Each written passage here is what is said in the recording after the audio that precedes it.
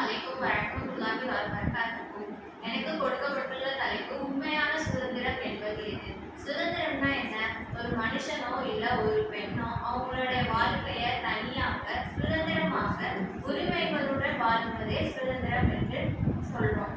ஒரு அறிஞரிடம் சில பெண்கள் போய் கேட்டிருக்காங்க, பெண்களுக்கு எது உண்மையான சுதந்திரம் என்று கேட்டிருக்காங்க. அதுதான் அந்த அறிஞர் சொல்றாரு, சிரிச்சுட்டே சொல்றாங்க, பெண்களுக்கு உண்மையான சுதந்திரம் என்பது ஒழுக்கமே சுதந்திரம். ஒழுக்கம் ஒரு கவசமாகும். அதை பின்பற்றினா அவங்களுக்கு பாதுகாப்பும் மரியாதையும் கிடைக்கும்.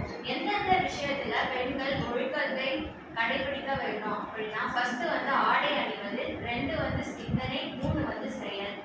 இஸ்லாத்திலும் பெண்களுக்கு சுதந்திரம் என்பது இருக்கிறதா? இஸ்லாத்திலும் பெண்களுக்கு சுதந்திரம் இருக்கிறது. எந்தெந்த விஷயத்தில் இஸ்லாத்தில் பெண்களுக்கு சுதந்திரம் இருக்கிறது? 1, கல்வியின் சுதந்திரம்.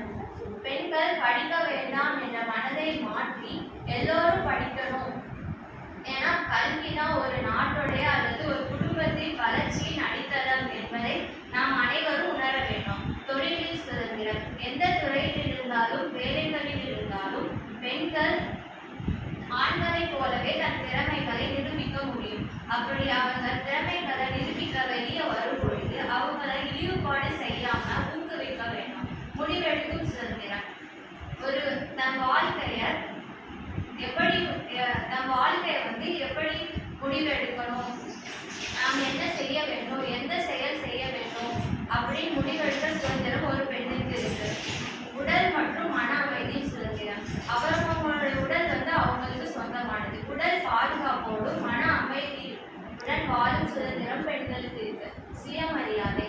இந்த சமுதாயத்துல பெண்களுக்கு சுயமரியாதை கொடுக்கிறது ரொம்ப அவசியம். பெண்களுக்கு எதிரான குற்ற செயல்களுக்கு தண்டனை வழங்குவது பெண்களின் பாதுகாப்பை உறுதி செய்யும். தம் கனவுகளை எதிர்நோக்கி தங்கள் வாழ்வை தாமே கட்டியெழுப்பும் விதமாக சுதந்திரத்தை கடைபிடித்து தீமையான விஷயங்களில் இருந்து நம்மை அல்லாஹ் பாதுகாப்பானாக என்று கூறி என் உரையை முடித்துக் கொள்கிறேன். அஸ்ஸலாமு அலைக்கும்.